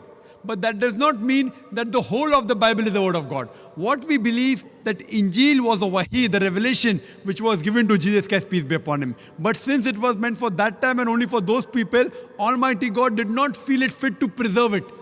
But Quran, since it is the last and final revelation, Almighty God says in Surah Hijr, chapter 15, verse number 9, we have revealed the Quran and we shall guard it from corruption. So, today Quran is the Furqan, the criteria to judge right from wrong. So whatever matches with the Quran, we say, this portion we have got no objection in accepting to be the word of God. So if you ask me, who is the author of the Bible? So today the Christian scholars, they say that there are various different authors of each book. The Bible is derived from the Greek word biblos, meaning the book of books. So the present Bible, according to me and according to scholars, it is a mixture. It does contain in some places the word of God, that is remnants of the Injil. It even contains the word of the prophets. It even contains words of historians. Unfortunately, it even contains pornography. It's a mixture. So who's the author? Many human beings also wrote, according to the Christian scholars. John, Matthew. It is gospel according to John. Gospel according to Matthew, Gospel according to Luke. What Quran says is Gospel according to Jesus Christ, peace be upon him. What we believe in the Injil, which was given to Jesus Christ, peace be upon him. But what the Bible contains is Gospel according to Matthew, Gospel according to Mark, Gospel according to Luke, Gospel according to John. What we believe is Gospel of Jesus, peace be upon him. So even the Christian scholars say, this has been written by human beings. So we cannot attribute the complete Bible as the word of God. Regarding the second part of the question asked by the other sister, that one of the staff says that if Bible came first, that means the Quran has been copied from the Bible. Yes, it can be one of the ways. But second also can be that if there are similarities, maybe the source is same. So part of the material of the Bible is matching with the Quran. So that part of the Bible which matches with the Quran, the source can be same, that is Almighty God. But to say that it has been copied, the same way you'll have to say that Jesus Christ, peace be upon him, copied from the Old Testament, and the Christian will say no. What we believe, that the basic message of all the revelations is the same about Tawheed, believing in one God. So this message is the same. But imagine, there are hundreds of scientific errors in the Bible. Now, if you say it has been copied and people assume, Nauzubillah, that Prophet Muhammad, peace be upon him, copied the Quran from the Bible, that means Prophet Muhammad, peace be upon him, he corrected. Scientific errors he didn't copy. That means he was a great scientist. So while copying the Bible says the light of the moon is its own light. The Quran says the light of the moon is reflected light. Bible says in Genesis chapter number 1, verse number 16 to 19, light of the moon is own light. Quran says in Surah Furqan chapter 25 verse 61, light of the moon is reflected light. So Prophet Muhammad, peace be upon him, he took the Bible and he corrected it. And he said, no, it's not only reflected light. It's not possible. There are many things mentioned in the Quran which science has discovered today. Quran has mentioned 1400 years back. So no human being can write such things, what is mentioned in the Quran. So surely we cannot, and if you refer to my talk on Quran and the Bible in the light of science, you'll get more details that it surely disproves that Quran cannot be copied from the Bible. It is a Furqan. It is a criteria to judge right from wrong. Hope that answers the question. Yes, brother. My name is Paul. I live here and I'm a manager. I have about 3 parts I want to ask you. I've been storing it up for 3 hours. The first one is there are 2 types of death. There's a spiritual death and there's a physical death. And a brother was asking about if you leave Islam, you should be put to death for this. In the Christian Bible, God says, if you don't know me, I don't know you. And I think those simple words sum up a spiritual death, that when the person who has chosen to ignore God and is standing before God on Judgment Day, God will just simply say, you didn't know me and I don't know you. That is a spiritual death. I just say that as a comment. My wife and I were walking through the streets of Dubai and we were past a CD and a book about Islam. I've moved from Singapore. I'm British, but I've lived in Singapore for 23 years. I've rubbed shoulders with many Muslims, Hindus, and Buddhists. And I'm pleased to say I've learned more about my fellow mankind having been away from Britain than ever I would have learned in Britain. This thing that you're doing tonight is wonderful, and I wish I had had this many years before. One of the signal absences in this treatise on Islam was nobody talked about the devil, nobody talked about sin. And I was puzzled because in Christianity it is always constantly the fight between good and bad. In the Old Testament, which was the first thing that I learned, there were a lot of similarities with Islam. People are slaughtering cows and sheep and goodness knows what to atone for their sins. And the more I gather, the worse the sin, the more animals that were killed. And in the big temple courtyards, there were just vast areas for burning these animals on the altars. Why has that stopped? If Islam is drawing on a lot of the Old Testament things, what I know as the Old Testament, Abraham had a wife called Sarah. How do you know this? You know it because it was recorded. Would you agree, therefore, in the New Testament that the people who wrote and recorded those things, are they telling the truth? I'm asking you a question which I hope you'll answer in a minute. Are they telling the truth, or is this made up? And therefore, why are we not even today slaughtering animals left, right, and center to atone for our sins, because there is another forgiveness? The last point I want to make is, I was absolutely amazed, I learned this in Singapore, that there were historians at the time Jesus was observed to have been crucified who were not Christians. There was no reference to what religion they had, but they recorded that this man Jesus lived. Yes, we know he lived. You acknowledge as Muslims that he lived. But he was observed to have been crucified. And it is recorded in the Bible by the same people who I'm asking you, do you believe that Mark, Matthew, Luke, and John existed? Was this a made-up story? Because if all the other things have been observed, Jesus said this, or Jesus said that in the red writing in the Bible, where is the line between something happened and something didn't happen? I'm sorry, it's a long question. No problem. I answered the question. The brother asked a very good question. He said that in my talk, for example, I mentioned that Abraham had another wife by the name of Sarah. may peace be upon them. How did I come to know? From the Bible. So he's asking me that many things of Islam, there are similarities in the Old Testament. Now when we go to the New Testament, how do I pick and choose? Why don't I believe in the writers?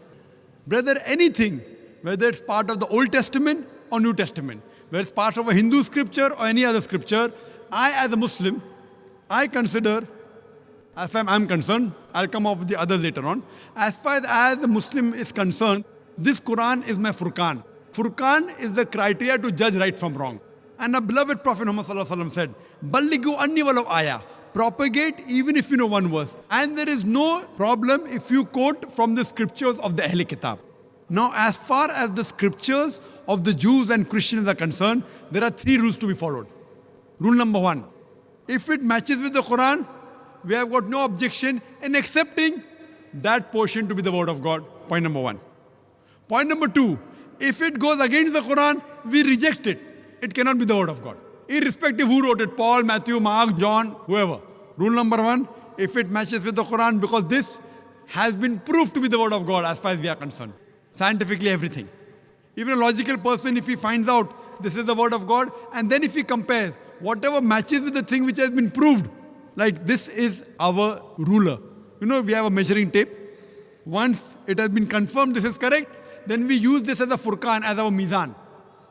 So what is there in the Old Testament, New Testament, Buddhist scripture, Hindu scripture, what matches with the Quran, we have got no objection accepting that is the word of God. What is contrary to the Quran and the Sahih Hadith, we reject it, it can't be true. Now what is not matching with the Quran, but not even contradictory, it is optional. Do you understand? Optional. Optional means may be right, may be wrong. So those things which are mentioned in the Bible, Old and New Testament, which match with the Quran, is what I quoted today. 100%. We have got no objection in accepting this portion as the word of God. There are many things which go against the Quran, which I can give a talk on differences between Islam and Christianity. There are certain things which are optional. Neither go against the Quran, is neither matching with the Quran. So these portions which is neither going against the Quran or matching with the Quran are optional for us. So those writings which go against the Quran, I cannot accept as the word of God. So all those authors of the New Testament, which go against the teachings of the Quran, I reject it. What matches, I say can be the word of God. What doesn't match, neither goes against, is optional. As far as a non-Muslim is concerned, we use logic. If you keep the Quran aside, today, due to advancements of science and technology, today is the age of science and technology. Now, if you use the yardstick of science and technology to the Bible, you will find hundreds of mistakes. About the creation of the universe, there's a mistake. The Bible says, as I mentioned earlier, that Almighty God, in Genesis chapter 1, verse number 16 to 19, He created 2 great lights. The greater light, the sun, to rule the day. The lesser light, the moon, to rule the night. So moon doesn't have a light of its own. It's a contradiction. It's a scientific error. There are various such errors. Various. Only in Genesis chapter number 1, you can find plenty errors. There are mathematical contradictions. There are scientific errors. There is obscenity. So leave aside Quran. Even if a normal human being who keeps his mind open and reads, we can surely not agree, this portion can surely not be the word of God. If there are scientific errors, if there are contradictions, if there's pornography, any normal human being who has an open mind will never accept this thing to be the word of God. The remaining things becomes optional. So this is what we use, brother, as a strategy to identify. So a student of comparative religion, whenever he picks up a scripture, he uses the strategy and he tries and reads the scripture and then he analyzes how good, how authentic is the scripture, brother. So this if we use with the Bible also, you find there are many errors, there are many contradictions. Even if you don't have the Quran, a normal human being cannot accept this to be the word of God as a whole. But because Quran says that there was a revelation given to Jesus Christ, peace be upon him, what we say, that portion which matches with the Quran, we have got no objection accepting as the word of God. Hope that answers the question, brother. It partly answers the question. The point I was trying to get to was about sin and the devil. The point I made was, in the Islamic literature I was given, there was barely any reference to sin, the forgiveness of sin, the condemnation that we would all feel if we had no way to be forgiven for our sin. This was one part of the question. Yes, so therefore one question at a time, it will be better. Yes. As you told that you gave a short speech, I was trying to cover as much as I could. I apologize for my long question. No problem, brother. So brother asked the question that the literature that was given to him, that literature did not contain sin. So I don't know which literature was given to you. But if you read the Quran also speaks about sin. It speaks about hell. It speaks about punishment. Now the literature that was given to you may be a particular topic. Like today's talk, I never spoke about sin because the topic was similarity between Islam and Christianity. But I've given other talks which speak about sin. So the literature that was given to you, brother, was maybe dealing in a particular specialized subject. It may not be dealing with sin. But to say that Islam doesn't speak about sin is wrong. So Quran, like the Bible, also speaks about sin. But the difference in the Bible and the Quran, what the church teaches about the original sin, Quran doesn't believe in that. Which I gave the answer earlier, which I don't intend repeating, that nowhere does the Bible speak about the original sin. It is the teaching of the church. So Quran does not speak about original sin. And like the Bible, as Bible says in Ezekiel chapter number 18, verse number 20, that the soul that sins shall die. The father shall not bear the iniquity of the son, neither shall the son bear the iniquity of the father. The righteousness of the righteous shall be upon him. The wickedness of the wicked shall be upon him. Similarly, the Quran says, no bearer of burden can bear the burden of others. If you commit a sin, you will be responsible. No one else can bear the burden. So Quran also speaks about reward, speaks about punishment, speaks about sin, various things. In my talk, though I didn't mention sin, but indirectly I did mention also about sin. If you have alcohol, it's a sin. If you have pork, it's a sin. If you do adultery, it's a sin. But I was speaking in the positive aspect. Don't have alcohol. Don't have pork. Don't do adultery. So even the Quran speaks about sin. Hope that answers the question, brother. The next question from the slip is from Brother Sven Bensler. You mentioned a lot of references of the Bible. What about John 10:30? The Father and me are one. The brother quoted a verse of the Bible, Gospel of John, chapter number 10, verse number 30, the Father and me are one. It is not the Father and me are one, it is I and my Father are one. It's not the Father and me are one. Now this quotation, I and my Father are one, to know what it is, you have to know the context. You have to understand the context, that I and my Father are one. To know this, you have to go a few verses earlier. If you read Gospel of John, chapter number 10, verse number 23, it speaks about the context, that the Jews, they entered the temple in Solomon's porch. Verse number 23. Verse number 24 says that the Jews came upon Jesus Christ, peace be upon him, and they asked him, how long dost thou make us doubt? If thou art the Christ, tell us plainly. Verse number 25 says, I have told you, but you believe not in me. The work that I do, they bear witness of my Father. Verse number 26 says, you do not believe in me because you are not my sheep. Verse number 27 says, my sheep, they hear me and they follow me. Verse number 28, I give them eternal life. No man can pluck them out of my hand. Verse number 29 says, my Father that giveth to me is greater than all. No man can pluck them out of my Father's hand. I and my Father are one. So in context, it means in purpose. Verse number 28 says that no man can pluck them out of my hand. Verse number 29 says, my Father is greater than all. No man can pluck them out of my Father's hand. Verse number 30, I and my Father are one. So it means they are one in purpose. If I say my father is a medical doctor and he is a doctor, I am a medical doctor and my father are one, it means we are one in profession. It does not mean one in person. But the Christians say, no, it means one in person and my Father are one, indicates that Jesus Christ, peace be upon him, is God. If I agree for sake of argument. Further, if you read in the Gospel of John, chapter number 17, verse number 21, Jesus Christ, peace be upon him, says, my Father is in me and I in thee. He tells his apostles, to his 12 apostles, my Father is in me, I in thee, and we are one. The same one is used here. So do you mean to say there are 14 gods now? Father is in Jesus Christ. Jesus Christ, peace be upon him, is in the apostles. So there will be 14 gods. So you have to coin a new word. Instead of Trinity, you have to coin a word for 14 gods. Here what Jesus Christ, peace be upon him, meant the same one was used, that one in purpose. And further it's mentioned in the Gospel of John, chapter number 17, verse number 23, that Jesus Christ, peace be upon him, he tells the apostles that I am in you and you and me, we are one. That means one in purpose. And immediately you read further, Gospel of John chapter 10 verse number 31, the Jews, they pick up stones to stone Jesus Christ, peace be upon him. Verse number 32, Jesus Christ, peace be upon him, says, many of good works have I done. For which of my good works do you stone me? Verse number 33, all this is from my head. Any Christian who has a Bible can open and check up all the references I'm giving. Gospel of John chapter number 10 verse number 33 says that we don't stone you for good works. You being a man, you blaspheme saying I am God. Verse number 34 says that isn't it mentioned in your scriptures that ye are gods and the one to whom the word of God comes is called as God. Your scripture is not broken. So here if you read in context, that I and my Father are one is in purpose. It doesn't mean that they are one in unity, and it doesn't claim at all that Jesus Christ, peace be upon him, is God. Otherwise it would mean that there are 14 gods. So what it means is that the purpose of Almighty God and Jesus Christ, the messenger of God, is one and the same. Hope that answers the question. Yes, brother. Rahul again, thank you for giving me the chance again. Just another question I had in mind. Dr. Naik, coming from India, you would, I suppose you know about when it comes to marriages in India, they do horoscope matching before going ahead with the match.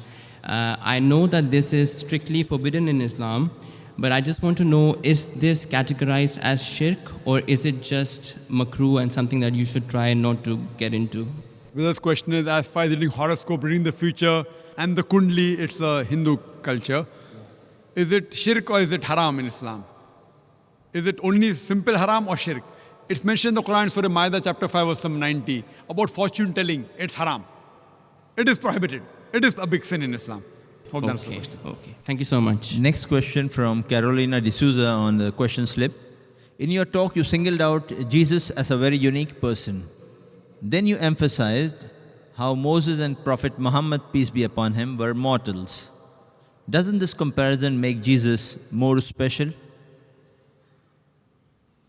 The question posed by the sister is that when I spoke about Jesus Christ, peace be upon him, in comparison, I proved that Muhammad and Moses, peace be upon him, they were mortals.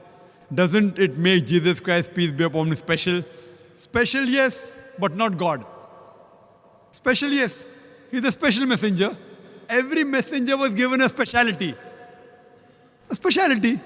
Like Moses, peace be upon him, he is called as Kalimullah, that Almighty God spoke to him. So in that way he was special. Same way Jesus Christ, peace be upon him, he was special because he was born miraculously without any male intervention.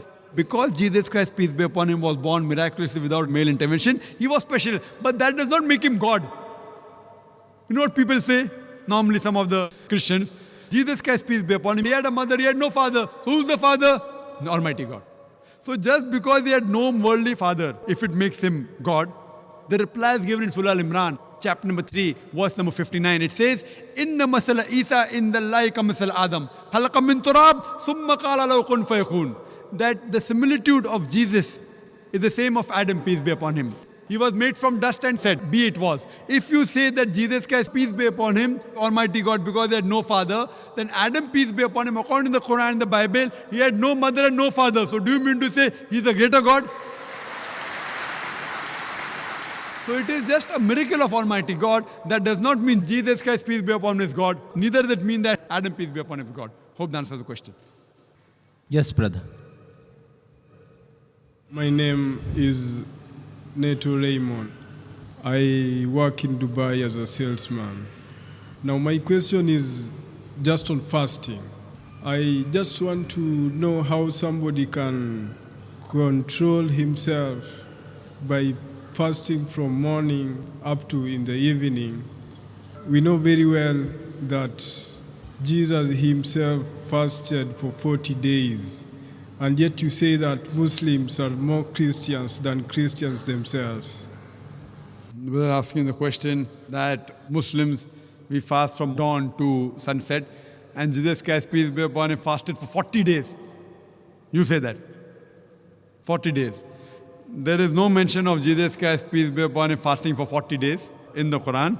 And even the Christians, when they fast, they don't fast like the Muslims do.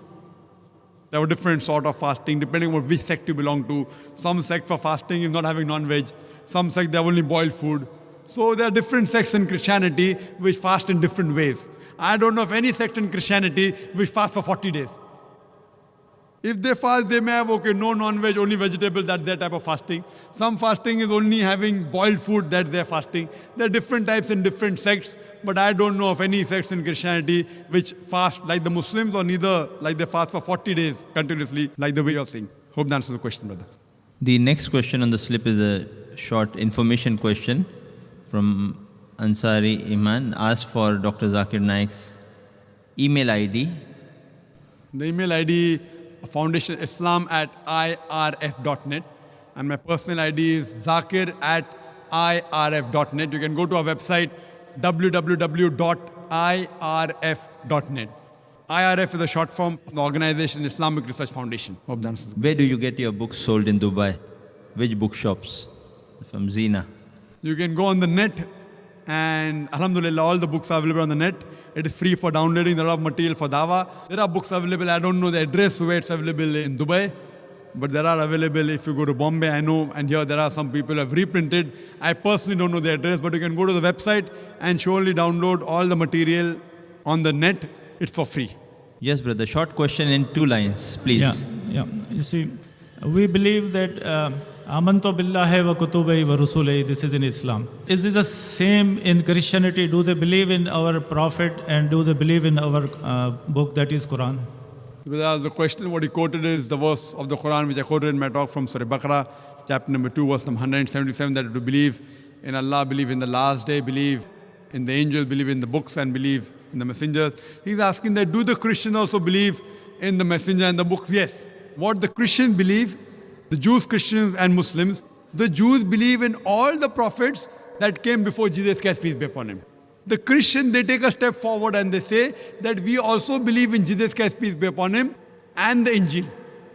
So all the prophets, what Jews believe, the Christians believe, but they believe in additional prophet by the name of Jesus Christ, peace be upon him. What the Muslims do, we take a step forward and we say believe in the last and final messenger, Prophet Muhammad, peace be upon him, and the last and final revelation, the Quran. So all the messengers with the Christians believe, and all the messengers and the books the Christians believe, we Muslims believe. But the Christians do not believe in the last and final message, the Quran, and the last and final messenger, Prophet Muhammad, peace be upon him. So we tell them, take a step forward. There is prophecy of the last and final messenger, Muhammad sallallahu alaihi wasallam, in your scriptures. Take a step forward and accept him and come to the straight path of Dinul Haq. Hope that answers the question, brother. With the last question of the day from Brother Muhammad Uwais, one of my non-Muslim friends asks about verse 9:29 of the Quran, where Allah orders to fight against non-Muslims until they believe. He asks, is it not arrogance? One of the non-Muslim friends has asked this person, is it not arrogance? The question posed is, the verse of the Quran says, fight until they believe. Is it not arrogance? You have to read in context. If you read the context, it says that fight until there is no transgression. But once the transgression is over, we have to stop. So if you read in context all the verses of the Quran that speak about fighting, including Surah Tawbah, Surah Anfal, immediately after it says that peace is better.